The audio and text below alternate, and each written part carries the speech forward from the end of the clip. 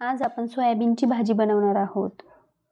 चमचमीत काही खायचं असेल किंवा डाएट प्लॅन असेल तर ही रेसिपी अगदी परफेक्ट आहे. रेसिपी आवडल्यास व्हिडिओला लाईक आणि चॅनलला सबस्क्राईब करायला विसरू नका. चला तर मग सुरुवात करूया. सोयाबीनची भाजी बनवण्यासाठी इथे मी एका पातेल्यामध्ये 2 ग्लास पाणी घालून घेतलं आहे. आता आपल्याला या पाण्याला उकळी येऊ द्यायची आहे. यानंतर यामध्ये अर्धा चमचा मीठ घालून घ्यायचं आहे.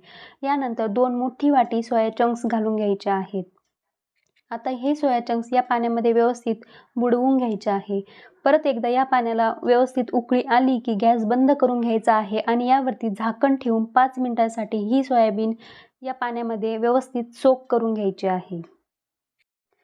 सोयाबीन सोक होते आहे तोपर्यंत आपण मसाला बनवून घेऊया. त्यासाठी आपल्याला इथे अर्धा टोमॅटो, थोडीशी कोथिंबीर, 2 हिरव्या मिरच्या, अर्धा इंच आलं आणि 5 ते 6 लसूण पाकळ्या हव्या आहेत.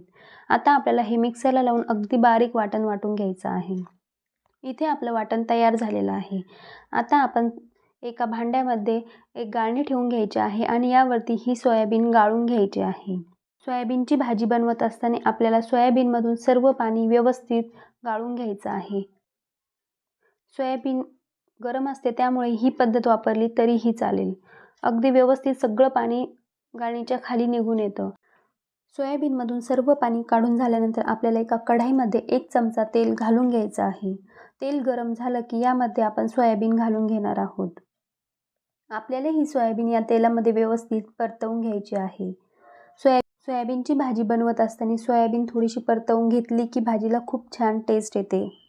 2 मिनिटभर सोयाबीन परतवून झाली की गॅस बंद करून घ्यायचा आहे. आता आपण भाजी बनवायला घेऊया. भाजी बनवण्यासाठी इथे मी कढईमध्ये 3 चमचे तेल गरम करून घेतलं आहे. यामध्ये अर्धा चमचा मोहरी आणि अर्धा चमचा जिरं घालून घ्यायचं आहे.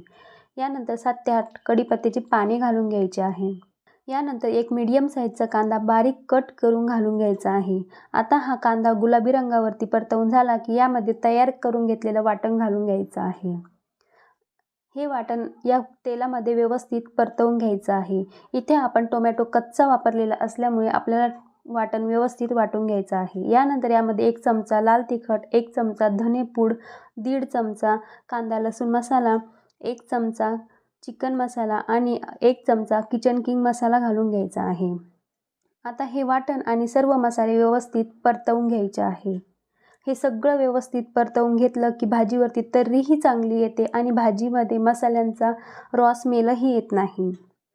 वाटण आणि मसाले परतवून झाल्यानंतर यामध्ये 1 चमचा बारीक कसुरी मेथी घालून घ्यायची आहे आणि परतवून घेतलेली सोयाबीन घालून घ्यायची आहे. आता ही सोयाबीन आणि मसाले व्यवस्थित एकजीव करून घ्यायचे आहे. सगळ्या मसाल्यांची कोटिंग या सोयाबीनवरती आली पाहिजे.